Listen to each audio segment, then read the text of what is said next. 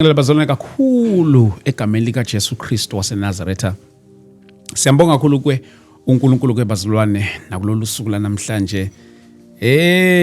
Sisila eThekwini, siseDurban, sisedubane. Basho njalo ke abakhona lapha eThekwini.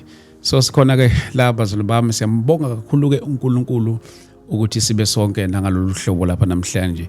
And kuyihlezi kuyintokozo enkulu ukuthi njalo masishaya ikhwele sithi bazalwane kukhona umkhosi ngapha, kukhona into engapha nihlezi nikwenza kube into nithatha serious ukuthi nize kakhulu. So siyabonga kakhulu ke bazalwane. But before we start the show, ngizothanda ukuthi sithandaze ngoba niyazi nani ukuthi yonke into esiyenza la siyenza, this is a Christian platform, and if you are a believer, if you are a Christian, you are in a very, very right platform, because this is a platform whereby we indulge and we talk about, we converse about the issues of the church. Zonke izinto ezithinta ikholwa, zonke izinto ezithinta umzalwane and the community at large. So uNkulunkulu siyambonga kakhulu bazalwane bami egameni lika Jesu Kristu. The moment senze into singekho entandweni yakhe, it's a problem on its own. So yonke into senza la senza sure ukuthi siya acknowledge I presence yakhe, and then ebese ke uNkulunkulu enza the rest. But before we start, ngizothanda nje ukuthi ke sithandaze kafishane ukuze yonke into esiyenza lapha uNkulunkulu ke enze ngendlela yakhe. Baba siyabonga egameni lika Jesu Kristu waseNazaretha. Moya ongcwele, moya weqiniso, siyakubonga ngegama lika Jesu Kristu waseNazaretha. Siyabonga baba wethu omuhle, sesikhona kule ndawo, siyathandaza ukuba lonke izwi lizokhulumeka kule ndawo malingaweli phansi. uNkulunkulu oyingcwele, malimfune lizilo umthola lokumele limthole ngegama lika Jesu Kristu waseNazaretha. Through these waves, mighty God, through these waves, simemezela ubuhle begama lakho ngegama lika Jesu Kristu waseNazaretha. Baba wethu oyingcwele, uNkulunkulu onamandla, siyathandaza ngegama lika Jesu Kristu. Amandla akho ke siyawezwa, siyawabona uNkulunkulu oyingcwele empilweni zethu ngegama lika Jesu Kristu. Siyakwethemba futhi sikwethembile njalo ngegama lika Jesu Kristu inkosi yethu owafa wavuka. Amen. Siyabingelela bazalwane once again egameni lika Jesu Kristu waseNazaretha. uNkulunkulu wami, siyambonga uNkulunkulu bazalwane. Namhlanje ke naye uBishopi akafikanga yedwa, ufike nomama. Njengoba sinaye la namhlanje, angithathelele ithuba ngiqale ngomama kuqala ngoba yena uyaqala ukufika. Ngiqale ngomama. Mama Bishop, siyabingelela mama.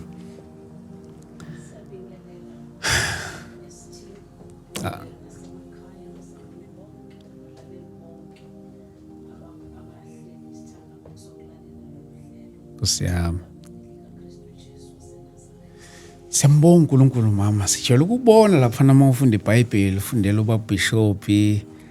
Namhlanje ngijabule ngiphelile ukubona live lapha namhlanje ekuthenini ukuthi alikho ilanga elingafiki. Namhlanje sekuze ngaze ngakubona namhlanje ukuthi usiphelezele uBishop. Siyambonga na uNkulunkulu nje kakhulu mama ukusinakekelela uBishop kakhulu mama. Siyambonga kakhulu uNkulunkulu. Ngiyakhumbula nje ukuthi episode yami yokuqala naye esasikade siyenzile, ngafonela nangabazona abaningi bengifuna uBishop left and right. Angazi baBishop yakwenza busy kangane kakhulu. Bengifuna left and right. uBishop wazwa nginikeza inamba yakho. Wathi ake bathinta umama bakithi, abaye bathinta umama ngoba uyena ongilekelelayo kakhulu. So nje siyabonga kakhulu mama. Thank you so much mama. Amen. Bishop siyabingelela baba. Niyaphila baBishop? Jesus siphethe kahle, kuhle. Siyathokoza kakhulu baBishop. Siyambonga kakhulu uNkulunkulu. I-episode yami nawe yenza ibhizi enkulu kabi. Yenza ibhizi enkulu kabi, kodwa ke kumina kwangiprovela ukuthi abantu bamfuna uNkulunkulu. Yes. and abantu basezimeni ezidinga uNkulunkulu kakhulu. Inhliziyo yami ke beyithinteka kakhulu ma ngithola icall njalo ayibonga ngaxhumana kanjani no Baba Bishop nginesimo esinjena nginesimo esinje kukho konke lokho kwangenza ekuthenini ukuthi ayikho into esingayenza ekuthenini ukuthi abantu bangakuboni ukubaluleka kukaNkulunkulu ezimpilweni zabo. So ngaleso sizathu ke Baba Bishop sibonga uNkulunkulu ukuthi uma sikucela ukuthi siyacela Baba Bishop esikhathini sakho esibhizi ukuthi ke sibe nawe ukwazi ukuthi usipintshise esikhathini sakho esibhizi ukwazi ukuthi usifake and mawusifaka kusizakala abantu abaningi kakhulu. uNkulunkulu ke siyamdumisa ngawe kakhulu Baba Bishop siyambonga kakhulu uNkulunkulu. Ngiyazi ukuthi ke awusayidingi introduction la abantu abaningi sebakubonile kakhulu and nabanye ebebe ngakwazi baqala bakwazi uNkulunkulu siyamdumisa kakhulu ngalokho Baba Bishop. Mhlambe ke sivele siqale straight Baba Bishop enkulumeni yethu yanamhlanje. Bazalwane Baba Bishop Pierre Chiliza esinayela namhlanje egameni lika Jesu and a reminder esiyobe sinaye lapha ngomhla ka25 October iyona lenyanga siyobe silapha na eSoweto eDlamini isehholo lakithi lapha na esedlamini multipurpose hall ila siyobe sikhona khona ke bazalwane kwabazi Soweto ke sizonishila nama addresses sizobhala nalapha ku-comment section abazi Soweto bathi kuseduze naseMoroka police station kodwa nje mawuthe Dlamini shoma wabhala lapha na ku Google Map noma ungathi Dlamini multipurpose hall ikuthatha yokubeka ngqo. So sibonane lapho ke bazalwane bami ngomhla ka25 October starting from 9 ekseni.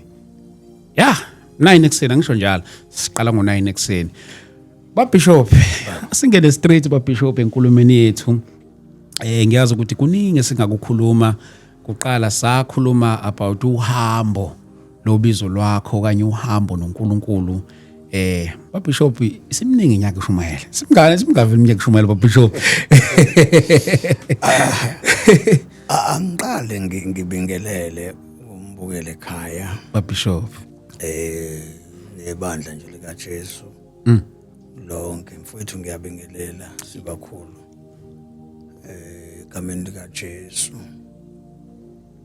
Singakhohlwa ukubonga uNkulunkulu. Yes. Ukuthi asimise kanje. Akuyona into yokuthi mhlambe singama ngoba asilifuna udumo. Wenzelelwa udumo lokaNkulunkulu. Yes. Bonke sikwenzayo. Sibonge nje uNkulunkulu ngibingelele nenkosikazi egameni lika Jesu. Siqale thina mawusabuza umbuso ukuthi siqale nini ukushumayela. Siqale ngo1997. Sure. Ukushumayela. Yeah. Yeah. Ngoba thina phela sine 34 years manje sindawonye. Nonkosikazi. So ke inkosi yasikhipha ke yangikhipha mina ngo1997. Ukuphumela yona inkosi ngiyemsebenzini wayo. Siye emsebenzini wayo. Unkosikazi ke waye esebenza kwa Absa. Ngaleso sikhathi. Yes. And ngesikhathi esebenza kwa Absa ke mina ngangivele ngisemsebenzini full time. Yes. Ngisebenzela nje inkosi. Washo ukuthi ke inkosi ke iyagcina ke unkosikazi wami imtshela ukuthi ehlathini ngihleli ngedwa. Akayeke ukusebenza. Oh yes. Akubanga ke lula. Okay. Noko. Ngoba waye usizo kwiministry.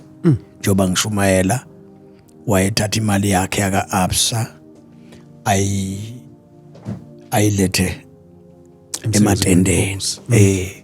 Njengoba ngisho ngaye ngaveza la ukuthi ukubizwa kwami ngabizwa mina vele sengise African gospel. Yes, ngiyakhumbula impela. Ngakuchaza lokho. Ngisebenze kanjalo ke ngise African. ngiphuma engomsebenzi wenkosi ngisebenza full time. Unkosikazi engilekelela ngokuthi athathe imali yakhe ayifake emsebenzini wenkosi. Kusukela kuleso sikhathi ke 1997 sasingenayo into sibakhulu yokuthi njengoba sisebenzela inkosi sibuye sihlehle siye kubazali bethu esontweni lase-African siyocela imali yokugibela, sicela imali ya petrol. Noma ivesi singakhulumi ngalo, kodwa inhliziyo yethu umoya ngcwele wayesihambisa ivesi. Singenayo futhi nenhliziyo ehalayo ukuthi umfundisi uphiwe imali for why thina singaphiwe imali. Lokho inkosi ngaleso sikhathi sethu kwakuthi noma kunikelwa kwakuba mhlambe o6 rand, 7 rand kanjalo 10 rand emalini yosuku. So ke sisebenza ke kanjalo ke elekelela kumema ngize ngiyiboleke imali ngithi cha ngiboleke le mali yakho yaka-Absa uNkulunkulu uzoyikhokha. Wayenza kanjalo nje. Sasincama thina sidle ukudla okungekho right ngenxa kaNkulunkulu ukuthi kufanele uNkulunkulu abonakale ebantwini. Kusukela kuleso sikhathi ke sibakhulu sisebenza from 1997 until unkosikazi aphume ke tohweni ngoba akubanga sithi isikhathi. Khona etohweni waNkulunkulu wamkhipha wathi kuba nenkani yokuthi akazuye emsebenzini wenkosi, wavaleka amehlo engakwazi ukusebenzisa ikhompyutha. uNkulunkulu ethi ake sazongilekelela, wabona ukuthi akasaboni. Uyabona methu uyayisebenzisa ikhompyutha, wabiza ukuthi akayekeke. Kusukela kuleso sikhathi ke eyekile ukusebenza, nami ngiqhubeka nomsebenzi wenkosi. Wasigada ke uNkulunkulu until today, kusukela 1997. Angikaze nje ngime ebandleni ngicela umnikelo mina nje. Umnikelo nje ngithi ngicelela mina umnikelo, bazangipheni umnikelo. Esontweni kuyakhiwa, njengoba kwakhiwa izindlu zamasonto. Uma ungibona ngimi phambi kwabazalwane ngithi ngicela imali, ngisuke ngicela imali yokuthenga iblocks lokwakha indlu kaNkulunkulu. Angiyiceleli mina, not even a single day la ngangacela imali ngathi kubazana bangipha imali ngilambile, ngoba angikaze ngilambe. uNkulunkulu mayengipha isinkwa ngidla sona. Uma nangu nje unkosikazi uyazi ukuthi uNkulunkulu wayesipha isinkwa, asiphe nerama, asiphe nesweet 8. Mangabanga isweet 8 kwakuba ubanana, mangabanga ubanana kwakuba ama chips. Lokho kwayingane okubhamfoqwana. Sasikufaka esinkweni sidle siqhubeke nendlela. Ingane yethu masiyiphethe yayilamba ingane endleleni, sithenge uCoca-Cola endleleni, sithenge lesinkwa siyicopozele kuCoca-Cola siyifunze idle. Ubizo ke uNkulunkulu esisebenzisa kanjalo kusukela ngo-1997. Asikazi sihalele imali sibakhulu, sihale nje sithi fanele sibe ama-millionaires noma sibe ama-billionaires. Asikaze sikuhalele lokho, yonke into esinayo. Ingakho noma sishumayela ngiye ngithi noma ngingadrive luphi uhlobo lemoto, leyo moto akuyona yami, ngisebenzela umoya ngcwele, ukuthi ngumqashwa.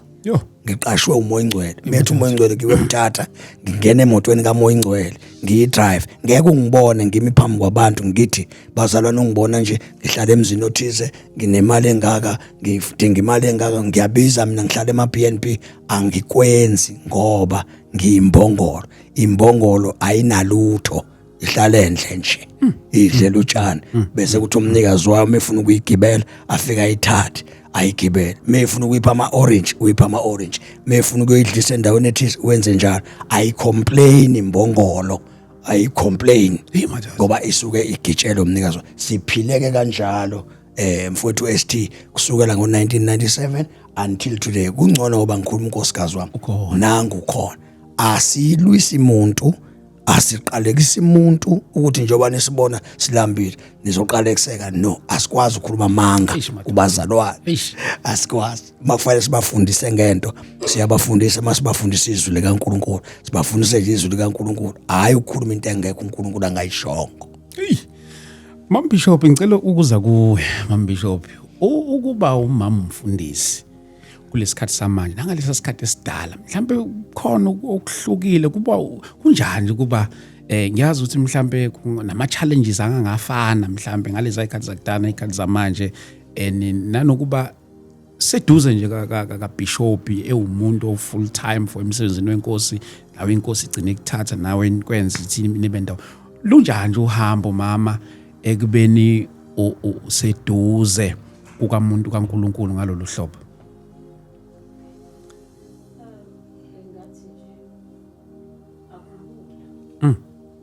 yeah kodwa kubizwa isibindi ukukholwa ngoba kukhona izinto okufanele ukuthi mhlawumbe ungasubona ukuthi yabona ke ayikhonhle ifune uyingenele ngenyama yes kodwa manje akwazi ukwenza lokho ngenxa yokuthi uNkulunkulu kufanele sebenzele kufanele uhambe uqaphele ukuthi umuntu kaNkulunkulu all the time adeliver a message right hey madoda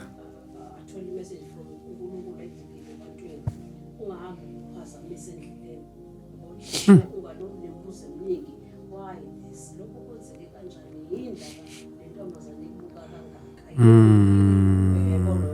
so ke kufuna uhambe uhlakaniphile endleleni mohamba kanjalo ngokwesaba ngoba kuyo yonke into engiyibonile ukuthi eksizile yes ngokwesaba kahle kahle akulona uhambe ulula so uma ubuka umuntu ehalele ukuthi ngathi ufundise ukuthi uhalele into enzima ngoba wena kufanele uhlezi strong for abantu eish and kufanele abantu uhlezi ukhuluma iqiniso uhlezi umuntu omnyala ngendlela efanele umyale ngayo so awukwazi futhi ukuthi umuntu ukhombe udinelwe kufanele ube nothando ngisho kanjalo yes mina kufanele ube nothando olingazenziwe futhi ulithandazele ukuthi uNkulunkulu akunike lona ngoba la uyahletshwa ukhulunywa ngawe ukhonjwa kanje eish madoda kodwa wena kufanele nake lonto la ukuthi wena ulwe nalomuntu okhomba kanjalo nomkhomba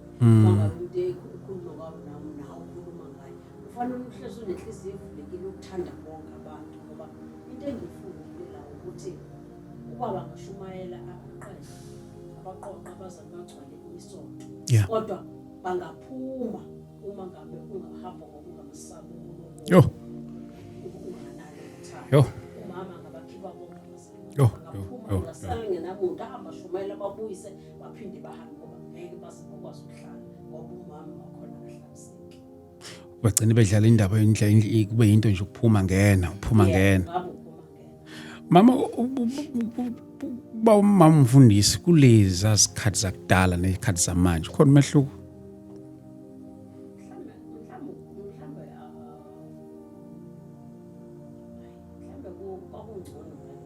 alisa ikhathi yes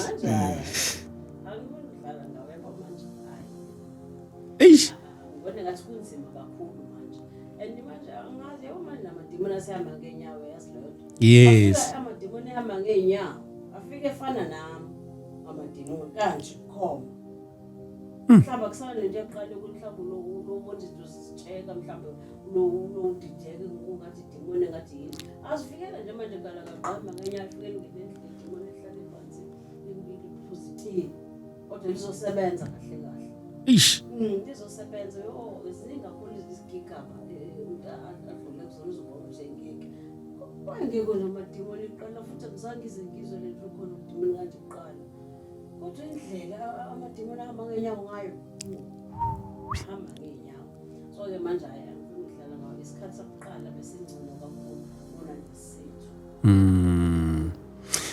Bishop ngicela ukubuya kuwe futhi hey yabona namhlanje sikwelinye izinga namhlanje khona nomama Bishop ohambeni lakho noNkulunkulu ngiyakhumbula ukuthi ezinye zezinto sike sathi kuyithini angisazi nini mhlambe 2 years ago ngangapost esinye isithombe sakho ku social media ngisho ngithi Bishop enye amadoda kaNkulunkulu engihloniphayo kodwa ngimazele kudeni bavela abanye abazalwane basho hayi no mina ngimazi eduze njalo izinto ezihlukahlukene. Ohambeni lakho babishop njengoba uNkulunkulu ekuphile nanenkonzo ye-healing and deliverance. Ngiyazi ukuthi baningi abantu sebakhulekele mhlawumbe abanye babo ngangabakhumbula. Kwenye izinto mhlawumbe babishop okanye naseyigamekweni ongasikhumbula ekukhuleni kwakhe abantu. Ngiyakhumbula nje ngimention aqala ukuthi mina ngaqala ukubona kwaNongoma kodwa ngangisesemncane kakhulu ngaleso sikhathi. Ukhulekela abantu leso sikhathi. Ndinaka le episode yethu edlulile wamention indaba zokuthi actually ukhulekela abantu almost every day. Enkonzweni yakho babishop ye-healing and deliverance. Mhlawumbe ngiyazi khona ezinye izinto othi uma uyibona nawe kwanawuthuke. Mhlawumbe nje ukusikhela nokusikhumbuza nokusibona iziphi lezi ezinye izimo oyayikhulekela ujusho na ukuthi cha akusikho ukwenza komuntu lokho kodwa uNkulunkulu straight. Angazi sebakhulu mhlambe ke ngizobeka kahle yini babishop. Ake ngithi kunezinto uNkulunkulu angeke asivezele zona. Uyabona? Yeah, angeke asikhombise. Nakho lokho ukuthi ngizazi ukuthi ngine healing and deliverance. Nakho kodwa ku right. Uyabona? Akukho right ngoba ngiyayibona inyama yami njoba seyiveza ukuthi khona into enginayo. Isho ukuthi ke ukusebenza kaNkulunkulu ke manje kuyalimiteka. Inkosi yami. Uyabona ke? Ngifuna ngiveze nje enye yezinto ezokwenza ukuthi mhlambe ke uNkulunkulu iyo lento emenza afihle ezinye zezinto. Yes. Okungenzeka esithi ukuthi uNkulunkulu ujwayele ukusukumisa abantu ngoba iyonto ejwayelwe kabantu leyo ukuthi uNkulunkulu makhulu ngama miracles. Uma uzothiwa uNkulunkulu uyasebenza wenza deliverance baza abantu ukuthi leyanto yokuthi umuntu aginqeke phansi ahlanze akade ehlele kwe-wheelchair asuku uNkulunkulu uyamdeliverisha umuntu mfethu engawanga phansi. Uthola ukuthi kunesimo esithize mhlambe ngiyafanekisa. Yes. Kunabantu abebezodabula incwadi yomshado. Uyabona? Yes. Ngixoxe nabo. Uyabona? Kese sengixoxa nje nabo umoya kaNkulunkulu ungene mhlambe endodeni noma ungene kumama. Lo wamoya obuthanda ukuyodivorce avesane sobe sebeyaxoxa. Isiphelile indaba ye divorce. Ish madoda. Angithi manje nina kufanele ngibabeke izandla ngithi. Ish. No. Angithi uNkulunkulu manje uyayifihla lento kumina.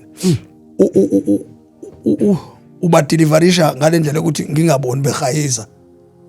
Wenzela ukuthi udumo lube olwakhe. Hayi mina. So ziningi izinto ezenziwe uNkulunkulu through thina. Inkosi yami. Ezinye singazazi sizwe sesho umuntu ethi ngangi uNkulunkulu wangi. Yo.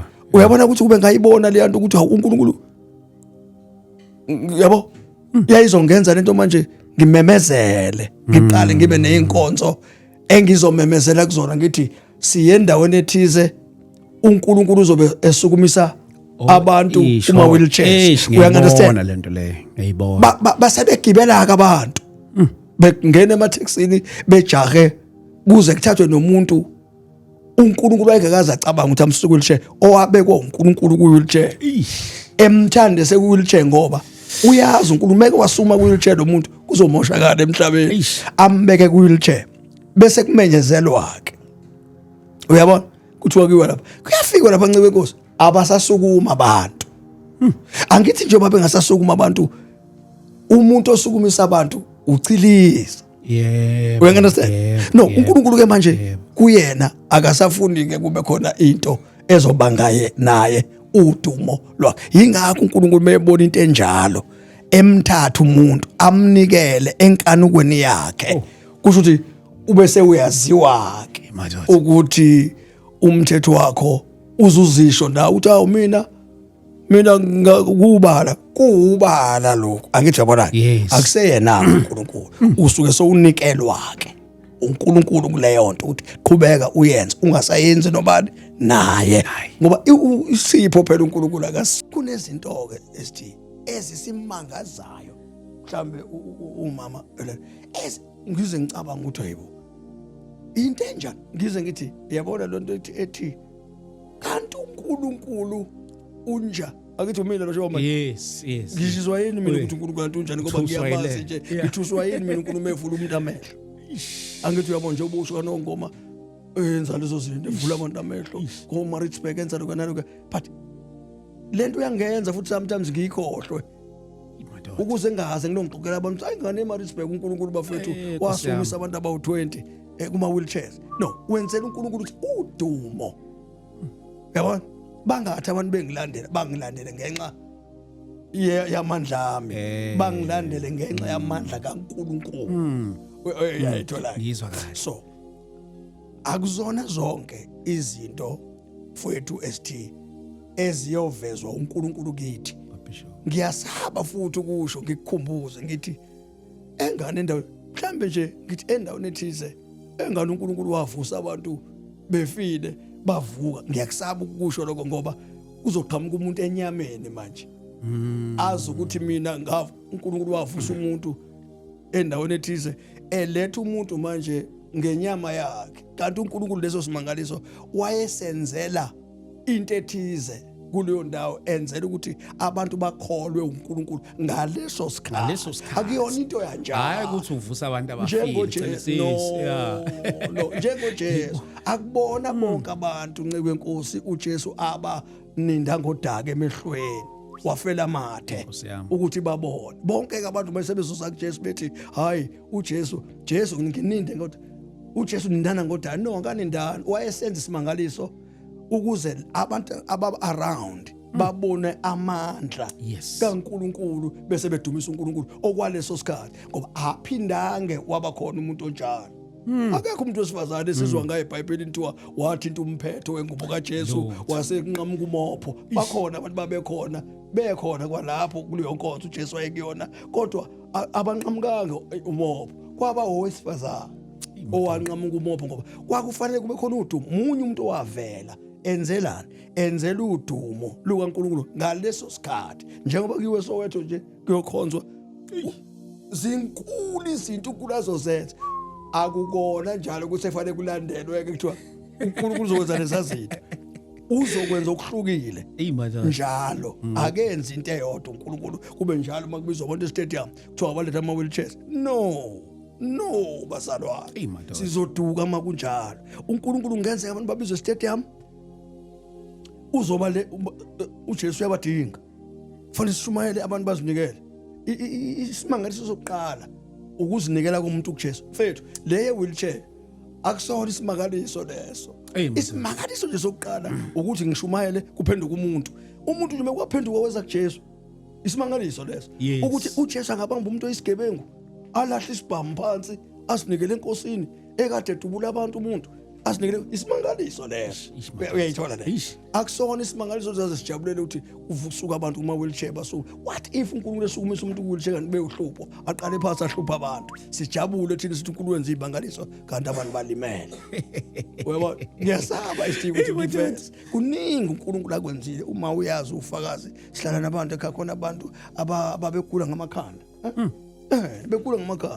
bekula ngamakhanda nceke enkosi ngiserious bekula ngamakhanda besangana kodwa uNkulunkulu wabenza njani wabaphilisa abanye sinqamula ngomgwaqo ndawana thize ke ngisho kephi umuntu ekula ngekhanda walahla ingubo lezi ezimbathwa abantu bakhona amakhanda walahla ingubo wangena esontweni lomuntu ngikwenye auditorium uNkulunkulu emenzela umangaliso wanikelelwa umunye umfundisi icathulo wagqoka kahle umuntu kade ehlele emgwaqeni ebanjwe amandla kaNkulunkulu sikwi auditorium embamba amandla emgwaqeni angithi uyabona so lezo zinto masingazibalisa hey babazalwane lethani inhlanya uNkulunkulu uzoziphilisa masezila inhlanya what if inhlanya zingaphili kanti kwakuyisimangaliso uNkulunkulu wayesenza esenzela leso sikhathi noma ngisho kahle kodwa uyasenza uNkulunkulu imangaliso nceke kodwa asingezi kuNkulunkulu sibheke lezo zinto. Isimanga sokuqala ukuhlashwa ukuthi uhlashwe izwi likaNkulunkulu wenze njani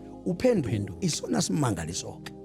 Ngiyayithanda lento indlela oyichaza ngayo kwaBishop eyokuthi uNkulunkulu wenza isimangaliso ngaleso sikhathi for labo bantu labo ukuze kudunyiswe uNkulunkulu ngaleso sikhathi ngalo lohlobo loluthile. Shuthi ngamanye amazwi masizobe sesithi ke hayi uNkulunkulu laphana uzobe enza ukuthi kube kufanele ukuthi uNkulunkulu sesiyamlimita. Angithi uyamazi manje. Ukhona umuntu owazi indaba zikaNkulunkulu imfihlo zakhe. iBhayibheli lithi indlela zakhe zinjani. Siphakeme. Manje ubani okwazi ukunyuka yobheka ukuthi uNkulunkulu uzobenzani. uNkulunkulu siyamkholwa uzobenza imisebenzi yani yamandla. Finish. Asazi ukuthi imiphi. Asazi maybe ngesibale sithi abangabona emehlweni abalethwe abangihamba ngama-wheelchairs abalethwe sithi nje uNkulunkulu uzobe ezibonakalisa kule ndawo abantu abeze ngobuningi babo abeza abantu ngobuningi babo ukuthi umoya kaNkulunkulu uzofike livele. Ngisho ungabuza nombani othandazela abantu la emhlabeni kubefundisa noma ubani abantu bayalethwa mhlawumbe baba babili noma bathathu abanye abantu baphinde emuva bengasindanga. Akusho ukuthi amandla kaNkulunkulu akasebenzanga lapho. Asebenzile nangu nje umuntu oyedwa esindile. uNkulunkulu ubeyovela ukuthi uNkulunkulu onjani onamandla. UseUNkulunkulu onamandla. Ngeke sisinde sonke. Hey. Ngiyayithanda le. Ngeke sonke. uNkulunkulu nendlela yakhe. Indlela zakhe. Akakhweshini wafu. Ngeke umbuze uNkulunkulu. Yabona mase ufuna uNkulunkulu kumbribe ngazo kumbribe bathi kwenza njani. Akazi kuchazwa kanjani lento ukuthi uNkulunkulu uthi uthe wena uNkulunkulu uyakethi uyayibona lento ukumenzana uNkulunkulu. Angisazi ukubizwa kanjani lento kodwa angimazi ukuthi uma uthi uNkulunkulu uthe wena uNkulunkulu ezwini lakho ngemivimbo yakho thina siphilisiwe. Usho ukuthi uNkulunkulu akenze lento njani wena othanda ukuthi yenzeke. Angithi uyabona. Uma uNkulunkulu ethi siyobeka abantu izandla baphile asenze lokho. Singalokho simkhothela ivesi. Angithi izwi lakhe leli. Masikhothela yena uNkulunkulu izwi lakhe. Uyayibona ngeke phambi. Angithi uJesu uthi iBhayibheli wabiza abafundi bakhe. Wabanikeza amandla. Angithi la umandla okwenzani okusebenza. Angithi so uma sebefika lapha manje bathi uJesu uthe usithumile. Uyabona manje wenza into wrong. Kanti wena fanele wenza into njani oyithunyiwe. Finish. Bishop ngiyayithanda le ndlela uBishop ayichaza ngayo yokuthi uNkulunkulu ngabe sengathi siyamlimit ukuthi ngathi siyazi ukuthi uzobenzani laphana so ake kuza abantu kanti uNkulunkulu uhlela ukwenza enye into ngendlela ethile. Ngiyazi ukuthi Bishop nawe eziningi izinto osuyibonile ohambeni lakho noNkulunkulu mhlambe nje uku-add ukuthile kokusho Bishop.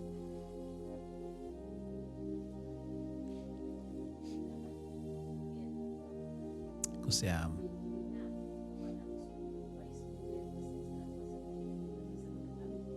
Yes.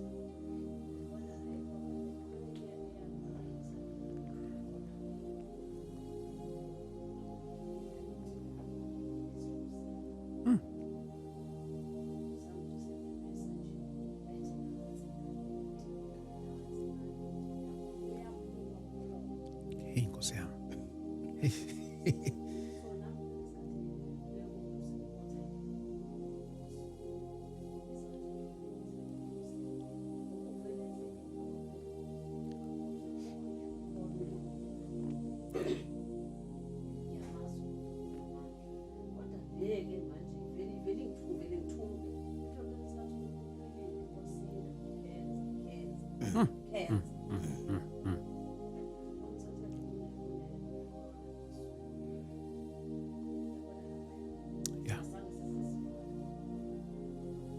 Hey, my dad. Sure. Belethwa.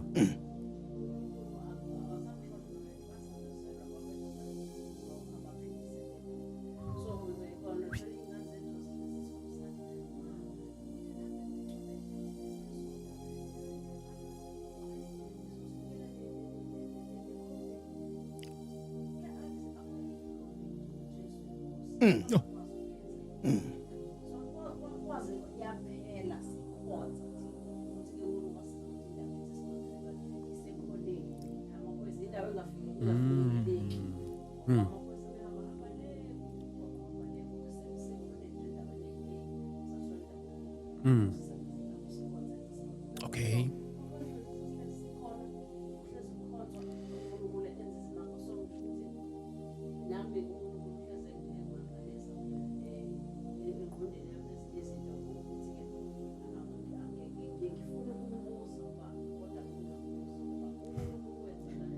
Yes.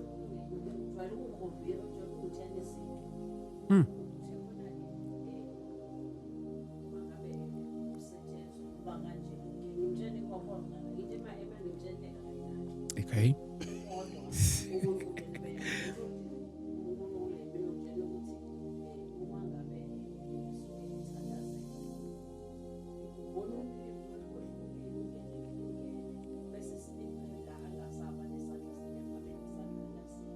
Ish, madoda.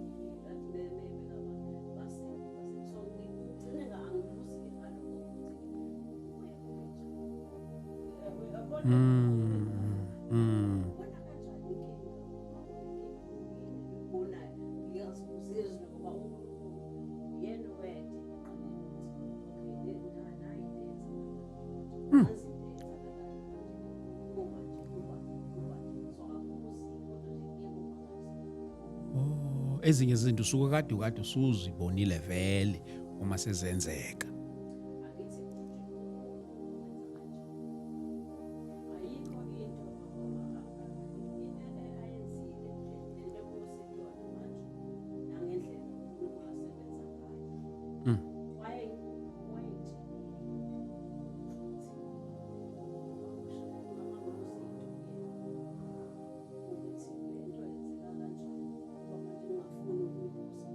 Yes.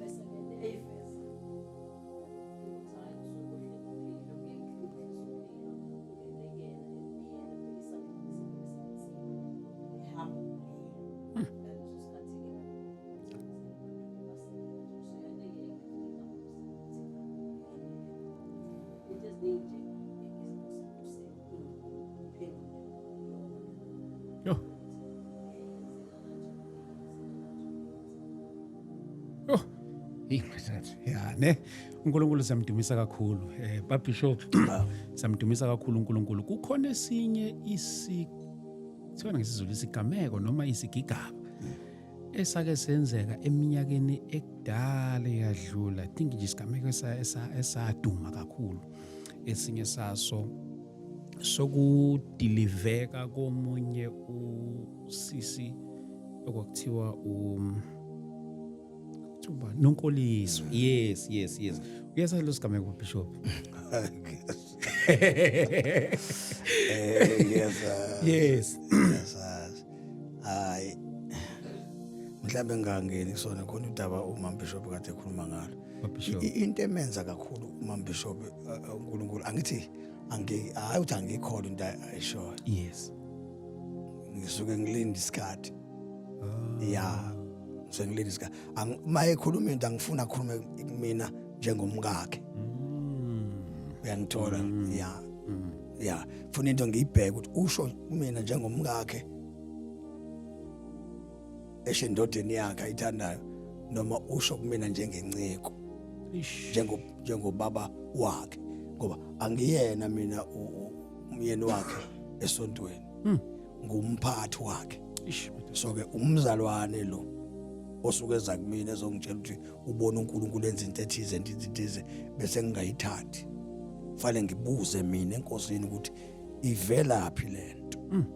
Bese inkosi ingiphenduleke. Uyabona ngoba yena ujwayele ukuhamba ayohlala ehlathini for 40 days and 40 nights. Ngesikhathi esehlathini sihlukene.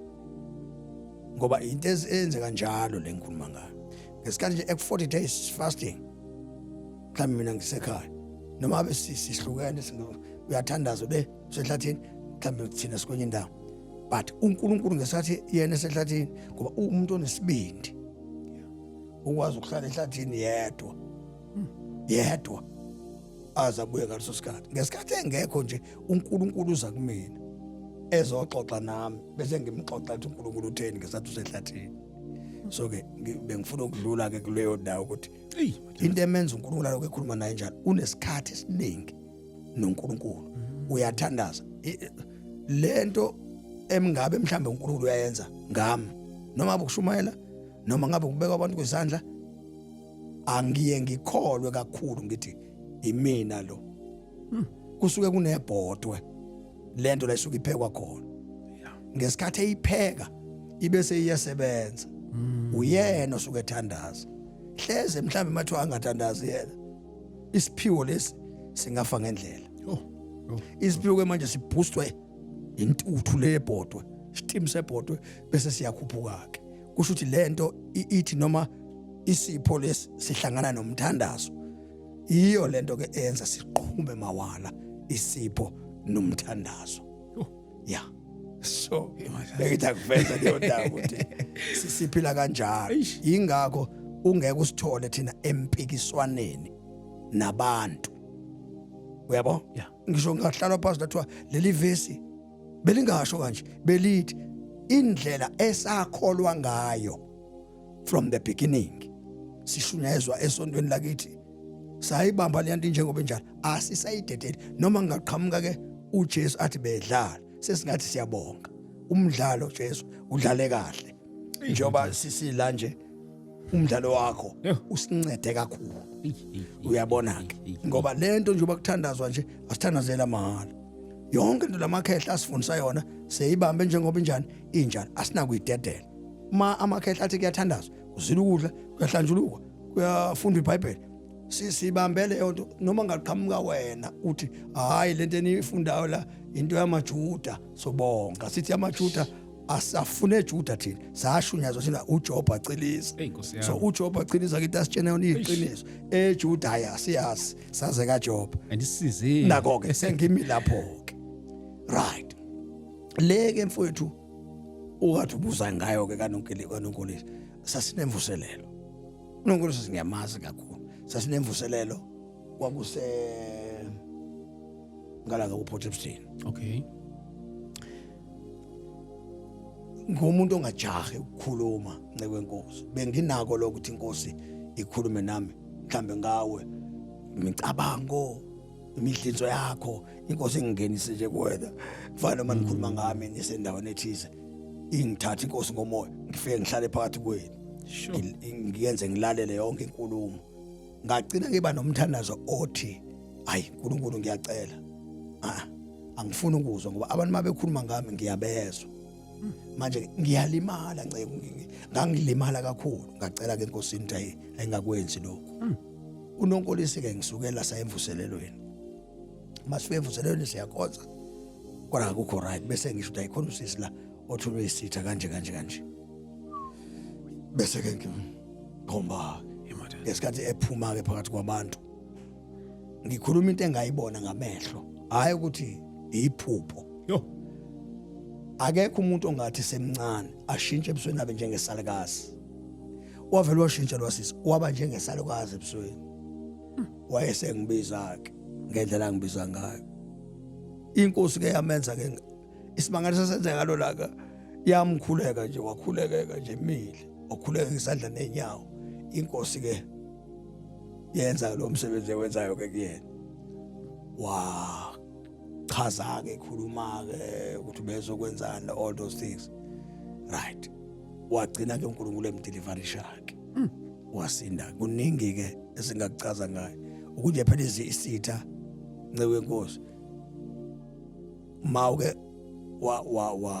wavelela sigcina sesifaka nezinto uyabona ezingenasidingo ebezingadingwa futhi abantu ebekufanele nje ukukhuluma ugcine la uyabona khona izinto ezingafuneki ziye ebantwini ezifanele sigcine kuwena ube usuyazithatha wena uzise ebantwini uathekeke ngalokho ngoba wasinda ke kanjalo lo sisi uNkulunkulu wamsiphilisa kuleyo minyaka ehleli ngayo emkhathini namhlanje ke ncewe enkosi inkosi iseyimenzela umusa uyasebenza manje uyasebenza kwelinye lamabhank usebenza kwelinye lamabhank uyisikhulu futhi lawo mabhank wadeliverishwa uNkulunkulu isimo sakhe sasingekho right waphila uyakhonza la manje uyakwazi ukukhonza ke komunye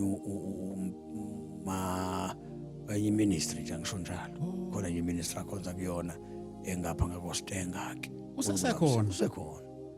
usesekhona kade ngikhuluma naye mhlawumbe 2 weeks 3 weeks back ngeke ngakhuluma naye ngoba kade ngamcela ngaze ngacela ngiyithola number yakhe kade ngikhuluma naye 3 weeks back usekhona Shulento Bishop lento yokuhlaseleka kwezimvuselelo into ekhona. ikhona angithi nceko Yo. akona ukuhlaseleka kwemvuselelo mawungabuza nje mathiwa singakhuluma iqiniso asikuyeke nje nceke inkosi ukukhuluma amanga masingakhuluma iqiniso elimsulwa umuntu kaNkuluNkulu oshumayela ivangeli uyazi ukuthi uyahlaselwa uyahlaselwa kakhulu futhi lento ifuna abagcotshwa angisho abantu bamagama mina abapostoli ngisho mina umuntu ogcotshwa uNkulunkulu umuntu ogcotshwa uNkulunkulu uyalandelwa ingabe ulandelwa ngesifazana ingabe ulandelwa ngemali ingabe ulandelwa ngempakamo zo 3 Yo. mfethu imali ingozi kwiministry isifazana siyingozi kwiministry impakamo ingozi kwiministry iyona ke lento limaza abafowethu usathane ke wayibuka lento wabona abantu abashumayelayo baswele avela thatha intombazana ayilethe kwiministry intombazana emeke yangena phakathi kwankosikazi wakho naw inemali isuka imdudula unkosikazi emfethu ngikutshela iqiniso iyamdudula unkosikazi ayomale ukuthi unkosikazi ibe seyiqala ke le ntombazana ishaya umthetho angithi nemali Yo madoda. ifaka imali isuka ithenga inhliziyo yakho uyabo hayi ngoba isuka ithanda mcotsho isuka ithunywe isitha ukuzodestroya iministry wonke ama ministries uma abapostoli abashumayela ivangeli bengaphumela obala bengaye ebantwini baye kubantu bakaNkuluNkulu bayocasha kubantu bakaNkuluNkulu achaze athi mfowethu ngiqala iministry la ngihamba nonkosikazi unkosikazi angisamfuni masekula unkosikazi uyangidina masekula iministry yami mfowethu ayisaphili iyagula bakhona odokotela bebengamlapha manje akuhanjwa mase ugwazekile isipikili isho ukuthi usathane uyawathumela amadimoni naye lo thunyiwe usuke engazi ayikho intombazane engathi nje enkonzweni kuyakhonzwa isithanda ubishop hayi nceke inkosi ngishumayela kangaka sekunentombazane esengithanda la esontweni hayi ngoba ngithanda ithanda uJesu sometimes kumina lento izihlulele kuphi enyameni idestroy ke manje umshado wami sengizothanda intombazane ke manje umkama ngisamthanda usemubi noma kade emuhle angisamthanda yini yenza lona isitha njengaloku usisi lo wayechaza lo ubumbuza ukuthi uba destroy kanjani ama ministries ikaphela kanjalo aphela ngenxa ukuthi awubi nalo iqiniso usuke usaba mcotsho uyabo mathwanye manje ngumbishop ngumbishop angithi Yes. manje njengoba ngumbishop nceke inkosi ngine ministry uNkulunkulu engibeke kuministry engaka uma kungenzeka manje ngitholana manje kuvezwe ihlazo lami ukuthi mina ngidlala nabantu besifazane injani leyo nto ilimaza abantu abangana ayilimazi ministry yami kuphela ilimaza abantu bonke ngoba kunabantu abase faith mission abebengethemba kunabantu abase Assemblies of God abebengethemba kunabantu abase gospel abangithemba egospel bangibhekile ukuthi uhambo lwami lunjani angithi uyabona ke kufanele ngihambe phambi kwabantu nginjani ngingenacala ngigada unkosikazi wami okokuqala njengoba ngiphuma nje akube unkosikazi wami weneme ngalento engiyenzayo ujabulile ngoba uma engajabule unkosikazi ingake sithi asiqala la ekhaya sizodestroya umusi ukuthi ukuze kufele la verse lithi umuntu ma efuna ukushumayela izwi likaNkuluNkulu angithi uyabona ufuna ushale phaqale phi la ekhaya so uma ngifeyila umkami ngeke ngime epulpit umkami mangame epulpit ngimfeyilile uzobheka phansi ngilifeyilile ke nebandla lakhe angithi uyabona ingakho ke abapostoli nababishop nabefundisi nezinceke zikaNkuluNkulu nceke inkosi abekho abantu abadinga umthandazo njengamadoda kaNkuluNkulu amadoda kaNkuluNkulu asengxakini enzima akulula ukwehla kade sewuphezulu ayinto engelula sengihamba ngeimoto ezinzima ngiyahlonishwa ngiyaziwa uzo sengilale ehotela nentombazana uthe buya lapho unamahloni uma umbone seshumela kakhulu engaphenduki ukufa lokho Eish madoda. spiritual Yo. file abese funa izinto ke zokubulala unembeza afuna amawayini iqala lapho nje iwayini ashaya iwayini elincane ashaya amaglasi amabili abese shaya kuya ngokuya. aqede file ke mfethu so ngisho ukuthi usizi lo nje wayebeka ziningi into ayikhuluma eziqede umsebenzi wenkosi. Yo, Bishop khona ufuna ukukeda kuloko. Yo.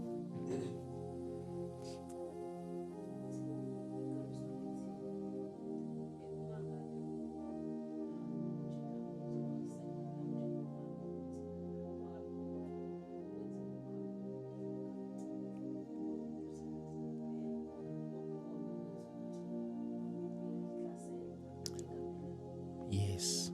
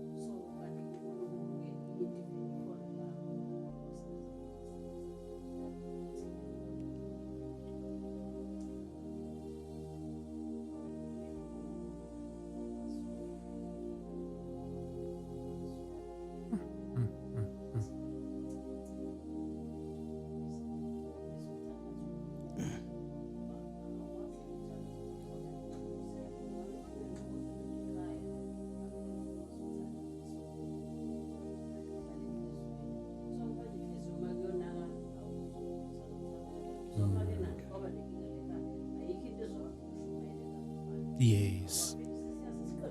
Umushakela.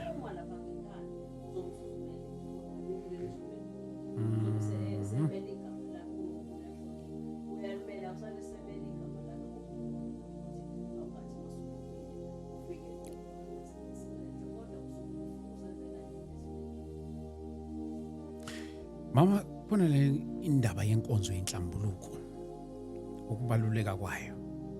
Ngiyazi ukuthi mhlawumbe abanye bangayi overlooka nje indaba yenkonzo yenhlambuluko. Yini ongayisho mama ngayo?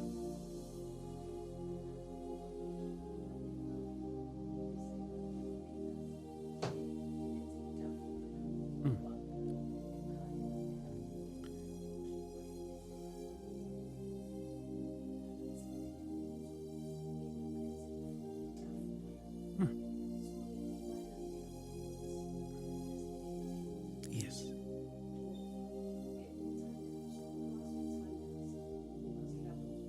Yeah.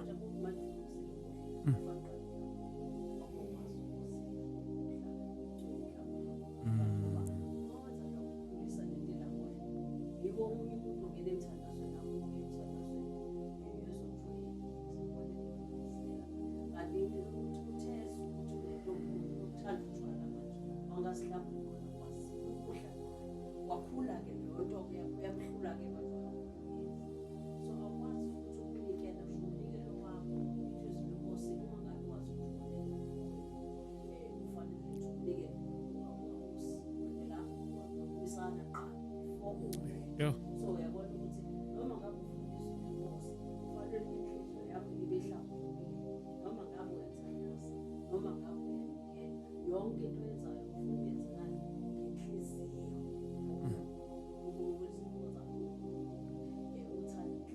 Yes. So ikona kufanele ukuthi ke inhlambuluko oyishiyayo uyikhulume njengoba ungasho futhi ukuthi hayi angeke isihlangule indaba zakuba eningi nakalela ekutheni ngathi ngeke ngitshele ukuthi indaba zami thina ngisafundiswa ukuthi nalona indaba yami indaba yokuthi ume uhlangule kumuntu izwenkosi ukuthi John 5:16 malizo komunye so-ke manje ngisho ukuthi angikwazi ukuthi ngonane nawe best bese ngithi besihlangula lapha ngisho uciniza akwazi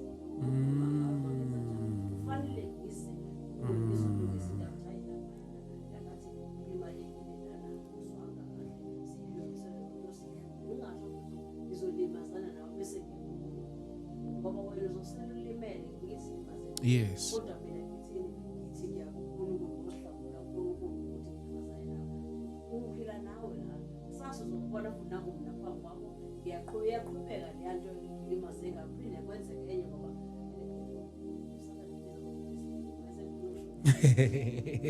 Yes ma'am. so-ke manje lo silima lo uyitoma ufaka isithembu yabona so uthola ukuthi manje kusasa noma ngakubuka nje usabe mhlawumbe bengizovele ngikhulume baphinde lokho abantu babhekile Yes. Yes. That's your confirmation. bona ufaka isithembu ke meza kanjani ukuthi ke khona ukuthi into ikhona kanti ukuba manje ngokuzile sazoyikhuluma ukuthi ngilimela bekuzoba right ngathi mhlawumbe kwenike lento yokuthi abantu bathi umuntu ukhulumeke ngendaba zakho safundiswa ngalokho ukuthi wena hamba wesihlawulo ukuthi umuntu ukhulume ngehlawulo yakho ubale bese khulume ngayo indaba yakhe leyo kodwa wena sihlawulo sokwasizana endleleni ukuthi ngihambe ke umuntu osihlawulo noma kuthiwa mhlawumbe iphumile noma kwenzekeni kodwa enhlizweni yami kakhulu ngathi ngoba kwenzeka Okay. so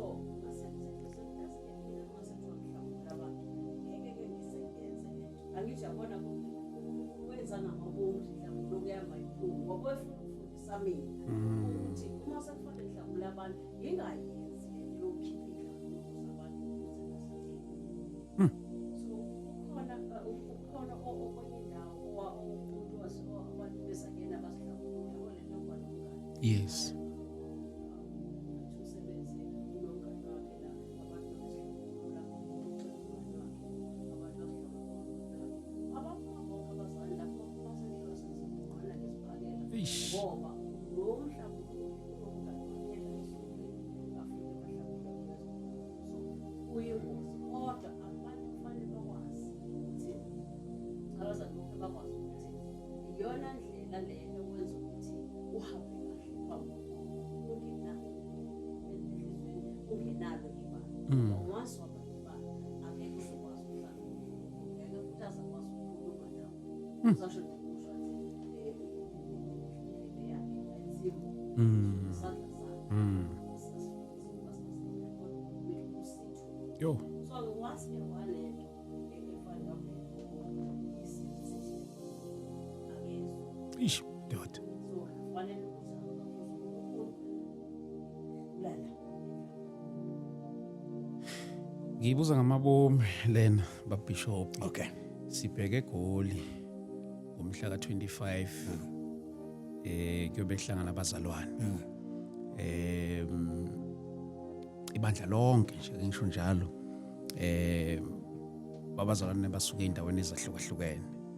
But before sizokhuluma nangayo lenkonzo babishop mhlambe uma kukhona ongakugcizelela about inkonzo yenhlambuluko bishop ngoba ngiyafisa ukuthi kube enye yezinto ezabazalwane singazilungiselela ngayo nayo leyo. Esithi uMambishop esachaza ngike ngaba nento eyisifundiso eveza umuntu kathathu ya ngale kwaleyo kuthiwa khona umuntu kamoya this that ngiveza nje ukuthi uNkulunkulu emntwini uthembe izinto ezintathu. Yes. Okuumoya womuntu nonembeza womuntu. Okay. Bese kuba umoya kaNkulunkulu ke. uNkulunkulu ufaka unembeza kumuntu. Mhlawumbe ngizokubonisa enye into ngicela uMama Bishop besa nabazalwane besalalela ekhaya bebukela mina. Uyabona mase angisho ukuthi umoya ngcwele simbeke eceleni. Yes. Isho ukuthi ake siyeke indaba kamoya. Sikhulume ngendaba zikaNembeza. Nceko. Masingathi nje siye kumoya. Yini lento eyenza uthi mawuphuma esontweni uthi umoya ngcwele uthe angiyoqala iministry bese kuxatshwana la ubaba uxabene undodakazi noma nendodana kuxatshwana indodakazi nendodana iyaphuma ke iyoqala ukusebenza phezu kwasiphi isisekelo Yo. alright Hey madoda. isiqalile ke indodakazi noma indodana ine ministry mfowethu ngake ngayikhuluma lento ngathi ngendlela afe ngayo uNkulunkulu unefe mfowethu into osukuyitshala wenza sure ukuthi unento ekuthiwa i-payback time. Awuxabani no mfethu njengoba ubona ibandla linje lihlukene mfethu njengoba ibandla lihlukene nje omnye neqembu nomnye neqembu omnye neqembu hamba uhlale phansi nabo mfethu ubuze ukuthi uright na nganza ukuthi asimiyeke umoya ngcwele ngifuna unembeza wabo ukuthi uyavumelana yini unembeza wabo nomoya ngcwele ukuthi lento abayenzayo i-right lo phumela kulo ethi umoya ngcwele uthi abaphuma umoya ngcwele ufundisa ukuthi abantu abaxabane uma behlukana angithi iBhayibheli lithi ukuhlukana kuvela kuNkulunkulu sebehlukeneke mfethu uqalileke iBanibani Church isisekelo seBanibani Church sithini mfethu uma behlangana labantu engathi ngingabuza umpostoli osekhaya noma umpostoli nombishop lombani ukuthi mawuhlangana nalo bishop enixabene naye kuba njani. Uyabona indaba enhlambuluko ke kusho ukuthi lento inje uma uNkulunkulu ngingayiveza esithile Vese babisho.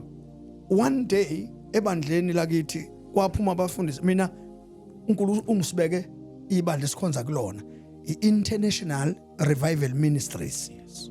Sikhonza international thina sobabili. Yes. No sis. Yes. La sphethwe khona. Sise international.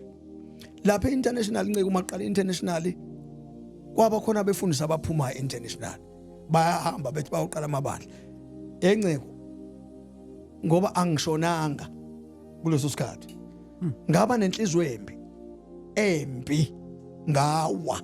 Kusho ukuthi ngawa nje ngoba noma ngingawanga ukuthi ngilale nabantu besifazane but ngawa enhlizweni ukuthi abantu ekade sikhonza nabo mfethu sibenzele izinto ezinhle kangaka baphuma phakathi kwethu bayoqala ama ministries abo kanti sasifundiswa uNkulunkulu sebehambileke mangilele ebusuku ngibona umuntu emethuze kwami angisho kwakuyingelosi mfethu kwakuumuntu nje owayegqoka ingubo ezimhlophe lo muntu uma ngihamba ngendlela ngiya kwi-waiting room ngiyolindela itekisi Eish. ngihlangana lo muntu uthi kimi lo muntu mangiya e-waiting room ngijike ngingabe ngisaya e-waiting room. Yes. Athi lo muntu ujikelane ngesathi ngijika nje kanti ngizohlangana naye athi ujikelane ungayisaya e-waiting room ngithi mina ngibona umfundisi ubani lapha e-waiting room athi lo muntu ujikeleni pho ngithi mina lo muntu wangilimaza waphuma ebandleni lami nceko waphuma ebandleni lami lo muntu manje angumfuni ukuhlala eduze kwakhe abese ethi lo muntu hey waze wanenkinga uyabona la siya khona sonke sihlala ndawonye wasethina usho yena lo muntu wathi thina la sihlala khona sizwana sonke akekho xabene nomuntu kusho ukuthi wena awuyi la thina siya khona mfethu uyazi umfundisi lenkhuluma ngayo umpostoli Eish. ngabe sengimfonela ngathi mfowethu ngathi mangithi mfowethu wathi awu nami bekukufuna angikaze ngibonte nje wa driver usahlangana eofficeini saguqa sobabili sikhala kuNkulunkulu sixolisa uNkulunkulu ngafunda kusukela ngalolanga mfowethu ukuthi noma umuntu engona baye bathi esontweni mina ngazi bangibiza ngani wathi we siyamazi ubaba nje melinyaziwe yena umuntu mesebuye ethi ngiyaxolisa ubaba uvela ethi hayi ntanami khululeke bathi ke umubi lapho ke baba bathi ngimubi manje ngokuthi ngiyabaxolela abantu mina abangilimazayo baningi futhi abantu abangilimazayo namanje kodwa ngiyahluleka ngihlulwa imfihlakalo ngaphakathi ngoba ayengivumeli ukuthi ngibazonde ngafunda indaba enhlambuluko ukuthi meke wafika kumuntu nixabene wathi mfowethu imina lo mubi ngingenwe idimoni hayi uthi yena uthi mfowethu ngivele ngangenwa idimoni la ngezo sengikuzonde ngizoxolisa abe sethi umuntu awumfowethu nami futhi ngiyaxolisa siqhawulana sihlukana inhlambuluko ke ibaluleke lapho ekutheni isiza mawukuthi khomuntu omsolayo ungamfihleli umuntu umtshena kunjengoba kunjalo ngisho kade Shumayela umfundisi uyazi khona umfundisi oShumayela bese nithi nina uyabanda akithi uyazi ngoba ushehlezweni uthi lo mfundisi washumayela into ebanda kangaka leyo nto inkulumo leyo kufanele athi meqeda memdala hayi ingane makubaba nje usemdala lo muntu omdala ekukholweni athi eqeda ukushumayela ubese uyakena uthi ayinceke enkosi ngizosihlambulula yini kwenze njalo cha nceke uthema uShumayela la kumina ngangenwa idimoni lathi idimoni uyabanda Mathatha eish maku umuntu omdala enkosini abesethi kumina hayi nceko phila bekusathane loyo angangizondela ukuthi ngithe manje ke laba abamanje nceko abayazi leyo mangithi nje uNkulunkulu usathane mfowethu uthe kumina wena uyabanda usethi mina ngithe uyabanda ngihambe exoxela bonke abantu ethi ngahlangana noBishop nje engingamazi wavula ukuthi ngiyashuma into ebanda ngave ngambona lo muntu asile ekhaya aka understand izinto zakabantu zakamoya into zakamoya mfowethu uyasivuma isono uzishiye ufumana umusa phela umusa utholana kanjani yo bazalwane bami lapho emakhaya awu uNkulunkulu uyamangaza kakhulu baBishop nangomhla ka25 yes sizobe siseGoli yo hey Mathatha sizobe siseGoli eJohannesburg eSoweto ngiyazibuze ke nami ukuthi angazi uNkulunkulu wayebonini kumina ukuthi bebangaka abantu abakhuluma nakangcono abenza nakangcono ukuthi angangethembe kuhlanganiseni abantu ngalolu hlobo siye sibe nazo ke lezi inkonzo njalo makuphela unyaka ngo-October wahla lenhlizweni yami baBishop before size sihlangane ukuthi cha ku-October ka2025 kusenhlizweni yethu ukuthi cha ngesizohlanganisa izandla kuwena usivumele ukuba uzoba ingxenye yalemhlangano uNkulunkulu asethembe ngayo lapha eJohannesburg. Ngibonile ke nabazalwane abaningi ba ready kakhulukazi lela side laseGoli. baBishop angazi uNkulunkulu siyamkholwa ngalola suku kakhulu. Angazi baBishop abazalwane base KZN mhlawumbe ikhona indlela abazilungiselele ngayo, maybe indlela in terms of emikhuleko njalo kodwa thina ngale Goli imikhuleko yethu izoqala ngomhla ka18 October. Sizoba no 7 days prayer and fasting esizokhulula ngomhla ka24 from mhla ka18. Angazi baBishop mhlawumbe ngiyazi ukuthi bakhona abantu inkosi eba namasithelise olimini lakho ukuthi mawukhulumile uNkulunkulu enze indlela enza ngayo. Mhlawumbe baBishop nakubazalwane bonke nje nabalalele namhlanje mhlawumbe iphenye indlela abangazilungiselela ngayo ikakhulukazi nalabo inkosi babizele kwiministry yakho. Okay.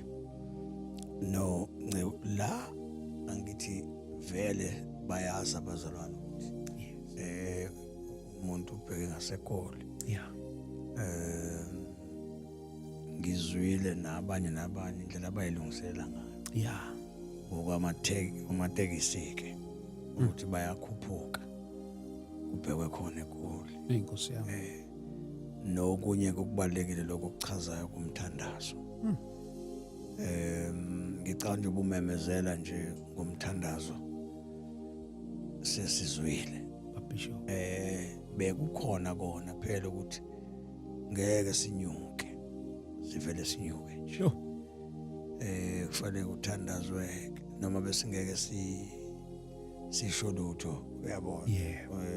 Yes. Lokho kushoyo ngeke sisawa yobumemeza nje ukuthi umthandazo uqala ngosuku oluthize singeke siveze ke thina ukuthi siqala kanjani. Sure. Yes. Kodwa ke kona fanele bazalwane bathandaze. Iyadinga inkonzo umthandazo ukuze uNkulunkulu azibonakalise njengalokho uNkulunkulu ewumoya ungena enyameni yomuntu mayifuna ukusebenza. Sithandazela lokho ukuthi leyo nyama uNkulunkulu ayoyisebenzisa isebenze ikuNkulunkulu.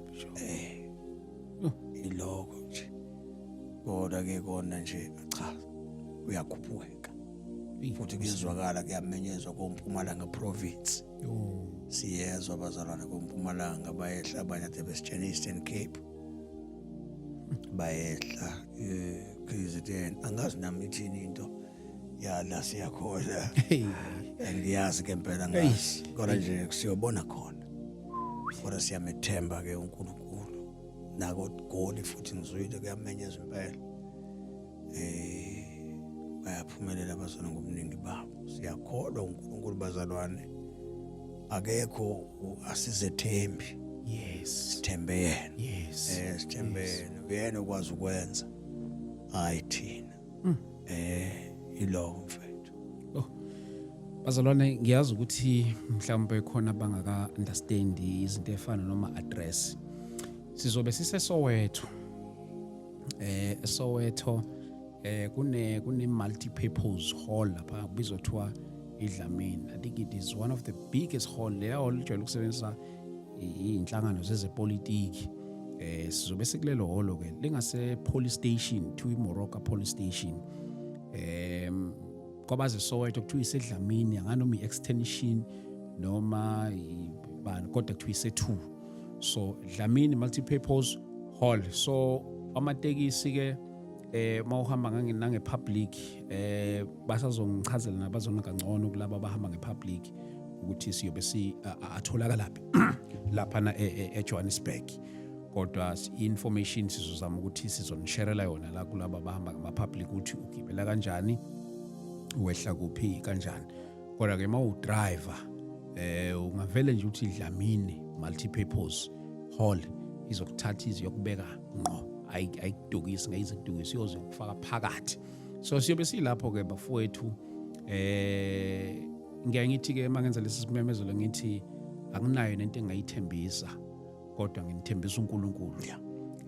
Kulola suku bafowethu ake sizeni nje nokukholwa uNkulunkulu ke siyamkholwa ukuthi ikhona into entsha mhlambe nezingqondo zethu ezingayicabanga uNkulunkulu azoyenza. Mhlambe nanamehlo ethu angakazaza ayibone uNkulunkulu azoyenza. Siyamkholwa kakhulu ke uNkulunkulu ke bazalwane siyohlangana lapha silibandla siyothandaza kakhulu uNkulunkulu siyamkholwa. Ngicela ukuthi lo nyaka siyovala sonke njoba kumhlangano wethu siyobe sihlangane ngawo njengaminyaka yonke ngo-October. Siyobe silapha ke bafowethu lapha na eDlamini multi-purpose. Mama abanye abantu ngabanikeza inamba yakho ngazi bayakuthindana bakubuze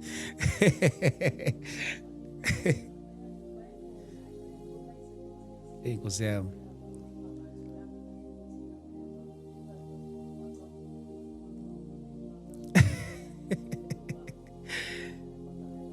Nkosi yami.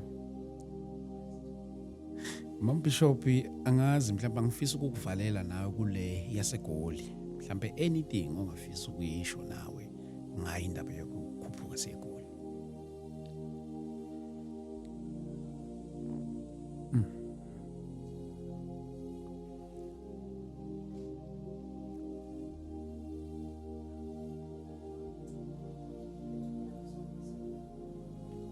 Nkosi yami.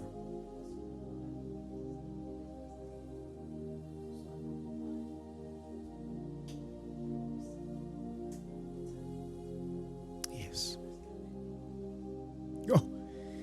Hey, yangithusa. Yangithusa indaba yale nkonzo.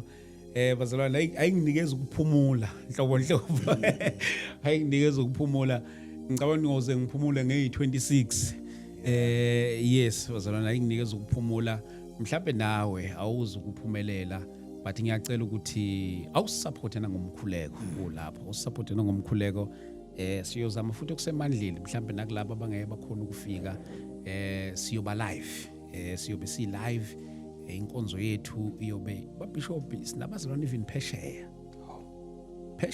phesheya ababukela zonke lezi zinto esizenza la nginabazalwane base UK nabazalwane base German kunabazalwane even eChina Australia yes banokungifonela bayangithinta impela nje khona umhlangano bekade sinawo owandulela lo besinaso siSoweto kodwa besikwenye indawo nje Soweto beku 3 days revival sayivala nge night prayer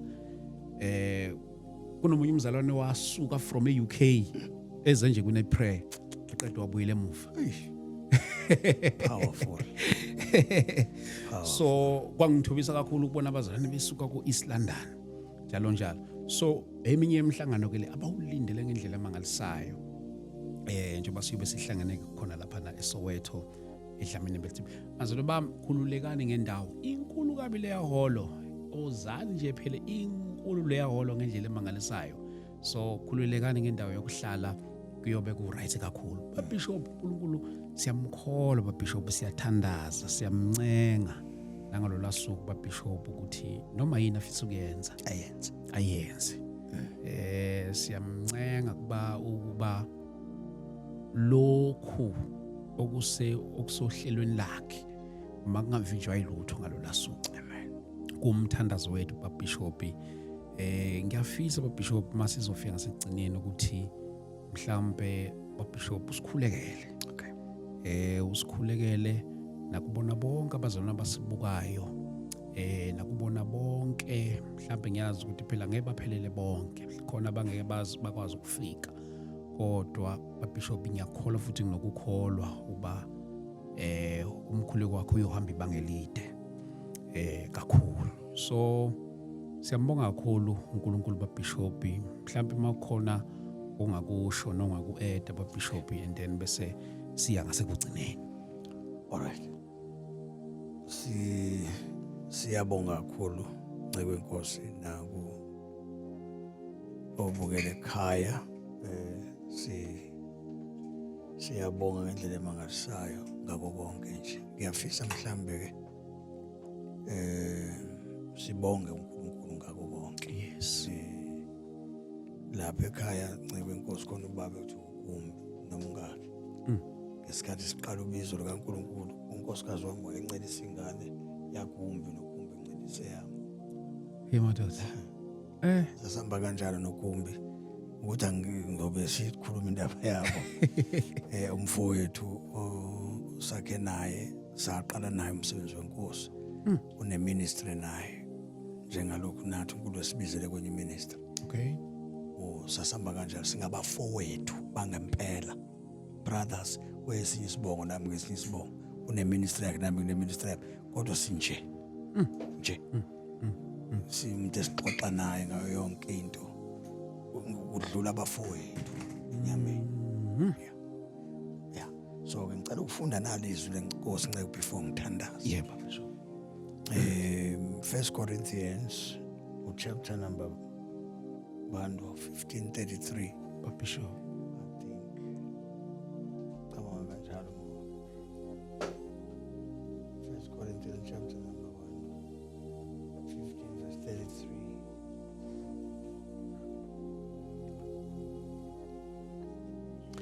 yeah kunezinto esengivala engifisa umuntu kaNkuluNkulu ohamba noNkulunkulu azibheke nombanje umuntu ohamba noNkulunkulu ngoba izinto ziyanakala ohambweni azinakaliswe into eningi. Ilamazwi engifuna ukuwafunda. Iyona sisa nithi. Yeah. U1 Corinthians chapter number 15 verse 33. 33. Yeah. Ngifuna afunde lolo verse lodwa. Ngifundela ke la umfowethu obukele. Ngiyazi ukuthi akululanga. Yeah. Kodwa imbangela yokumoshakala ohambo lukaNkulunkulu kwaba ileyanto engizoyifunda la ngoba iyamosha leyanto. Yebo. Ninga lutheki Ish. ukujwayelana nabantu bemikhuba emibi. Ukunakalisa isimilo. Yo. Uyabona ngazi mfowethu kube ngikwazi ukukhuluma isingisi kodwa bengasho ithi bad company corrupts a good character. Ngisho kahle. Yes. Oh. Yes. Yeah. Kusho uthi unesimilo esihle bese kufika umuntu ocorrupt azolimaza isimilo sakho. Inkosi yami. Igcine ke into uNkulunkulu kade ekunikeze yona ifa ngendlela uze uyijwayele. Into enza ujwayele leyo nto ingenxa ukuthi usuke so corrupt. Once wa corrupt awubusabana ndaba uye uthi anginandaba namuntu. Ikhonto njalo umuntu ongathana ndaba namuntu Yo. ebheda ngoba negama elikhulu. Nganza kwethu ningajwayelani nabantu ababi. Leyo nto iyomosha isimilo sakho. Kuthi angisho njalo nje sengivala ukuthi ngane zika baba ningajwayelani nabantu aba noma ngaphathi iBhayibheli afunda isiGreek nesHebheru. Lo muntu memubi ungajwayelani nabo naye uyonakalisa icharacter yakho. Baleka kulo muntu. Iministry yakho ishone phansi nje wajwayela nabantu ababi. Uhambo lwakho lushone phansi nje wajwayela nabantu ababi. Umshado wakho walimala nje walinyazwa ukuthi wasuke wajwayela nabantu ababi. Ukukholwa kwakho akunakalanga nje ukholwa okuhamba wedwa. Wasondela abantu ababi empilweni yakho wasekunakala ukuziphatha kwakho okuhle. Bengiyothi nje ngane yakwethu singakafike Soweto balekela uNkulunkulu. Yo. Suka kulabo bantu ababi. Umuntu ufike kuwena ephethe iBhayibheli egqoka uthayi efaka iduku ekhanda waze wamethemba ucabanga ukuthi umuntu omuhle engezi nezwi likaNkulunkulu. Umuntu mayengezi nezwi likaNkulunkulu ungcolisa amadlebe, ungcolisa amehlo akho, ungcolisa umlomo wakho. Baleka kulo muntu. Lithi iBhayibheli ukujwayelana nabantu abambi konakalisa ukuziphatha okuhle. Ngiyafisa bafuthu sithandaze. Oh Jesus. Ngikuthandazele mfowethu sengiyathandaza. Thank you Jesus. Nawe ngane yakwethu uma kungenzeka uNkulunkulu usekhona, uNkulunkulu uyakuthanda, uNkulunkulu wayazi ukuthi uzodlula enhlungwini nje. uNkulunkulu wayekubona, wakubona uNkulunkulu. Namhlanje ngizothi buyela kuNkulunkulu. Wajwayelani nabantu ababi. Baba ongcwele. Thank you Jesus. Baba namandla onke. Siyabonga. Ngiyathandaza Thank you Jesus. egameni lika Jesu waseNazaretha inkosi egcotshiwe. Baba, Yes, Lord. uyabazi abangabakho owabakhetha kwasemaphakadeni. Yes, Lord. uNkulunkulu wethu ongcwele wathi ekuthezini lakho awuyivuma. uNkulunkulu wethu unyawo lethu lushelele. Yes, Lord. Lithi izwi lakho asikho isikhali esenzelwe ogcotshiwe wakho esiyophumelela nolimi oluvukelayo. Lithi izwi lakho liyohlulelwa. Wathi lokhu uNkulunkulu kuyifa lezinceku zakho kusho wena Nkosi. Ngiyathandaza Baba, ngiyathandaza. Akekho umuntu ozodelwa azalahlwe. Usekhona uNkulunkulu. Izwi lakho lithi wena ungu-Alpha, ungu-Omega. uNkulunkulu wethu ongcwele, vula amehlo akho wavulekile yanceku, vula amehlo akho wavulekile yanceku. Yazi le uNkulunkulu wethu ongcwele usayidinga namanje.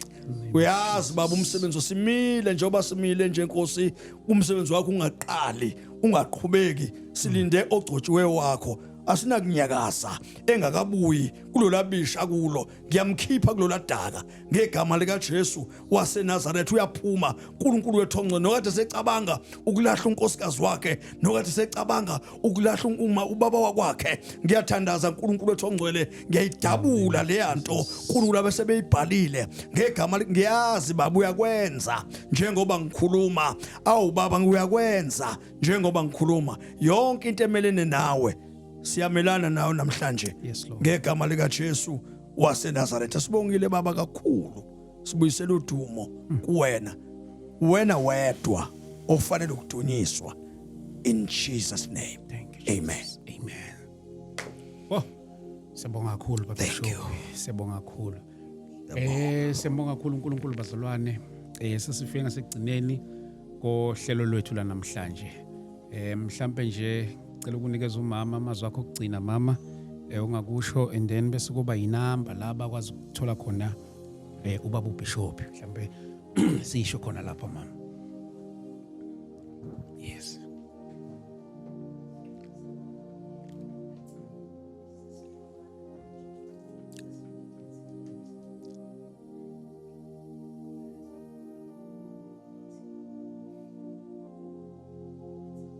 Yes.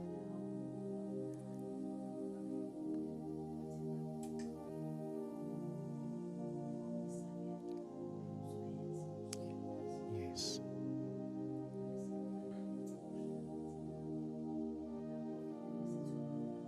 Yes. Yes. Yes. Okay. Siyabonga kakhulu mama. Thank you so much. Bishop, siyabonga. Thank you so much baba. Thanks baba. Bless you. Bazalwane ke siyabonga kakhulu. 25 October Dlamini Multipurpose ngomhla ka25 siyaqala ekseni ngo9. Akithi nje ekseni ngo9 intercession then inkonzo iqala ngo10. So ingakho ngithi ngo9 siyaqala. Bafowethu asibonane khona lapha na. Ngiyojabula ukunibona khona lapha na. Bawukhona nami awukhona siyohlangana lapha na siyothandaza kuleli gama elilodwa nje sonke esikholela kulona igama lika Jesu khona into ezokwenzeka egameni lika Jesu Kristu. Asibonane khona ke Johannesburg Soweto Dlamini Multipurpose Hall. God bless you. Hey.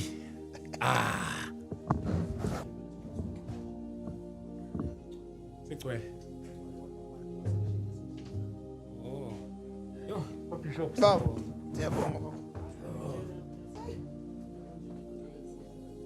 Akuvulekile kancane uyazi leya uNkulunkulu wethu ongcwele usayidinga namanje uyazi baba umsebenzi osimile njengoba simile nje Nkosi umsebenzi wakho ungaqali ungaqhubeki silinde ogcotshiwe wakho asinakunyakaza engakabuyi kulolabisha kulo ngiyamkhipha kuloladaka ngegama lika Jesu waseNazaretha uyaphuma uNkulunkulu wethu ongcwele nokade secabanga ukulahla unkosikazi wakhe nokade secabanga ukulahla ubaba wakwakhe ngiyathandaza uNkulunkulu wethu ongcwele ngiyayidabula leyanto uNkulunkulu abesebeyibhalile ngegama ngiyazi baba uyakwenza njengoba ngikhuluma awu baba ngiyakwenza njengoba ngikhuluma yonke into emelene nawe siyamelana nawe namhlanje ngegama lika Jesu waseNazaretha sibongile baba kakhulu sibuyisela udumo kuwena wena wedwa ofanele ukudunyiswa in Jesus name. Amen. Oh, siyabonga kakhulu baba Shobi. Siyabonga kakhulu. Siyabonga kakhulu uNkulunkulu bazalwane. Sesifike ngasekugcineni kohlelo lwethu la namhlanje. Mhlambe nje cela ukunikeza umama amazwi akho okugcina mama ungakusho and then bese kuba inamba la bakwazi ukuthola khona ubaba uBishop mhlambe sisho khona lapha mama. Yes.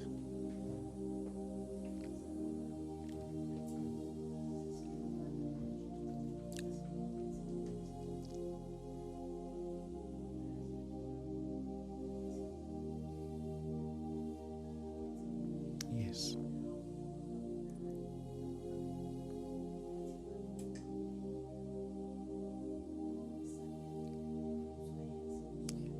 Yes.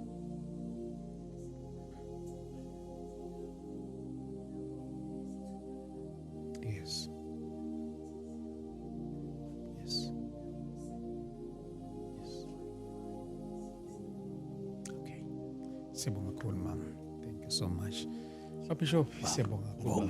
Thank you so much baba. Siyabonga. Thanks, Bob. Bless you. Bazalwane ke siyabonga kakhulu. 25 October Dlamini Multipurpose ngomhla ka25 siyaqala ekseni ngo9. Akithi nje ekseni ngo9 intercession then inkonzo iqala ngo10. So ingakho ngithi ngo9 siyaqala. Bafowethu asibonane khona lapha na ngiyojabula ukunibona khona lapha na. Bawukhona nami awukhona siyohlangana lapha na siyothandaza kuleli gama elilodwa nje sonke esikholela kulona igama lika Jesu khona into ezokwenzeka egameni lika Jesu Kristu. Asibonane khona ke Johannesburg Soweto Dlamini Multipurpose Hall. God bless you. Hey.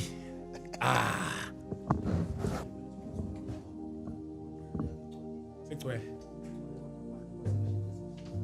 Oh. Yo, Bishop. Bob, siyabonga.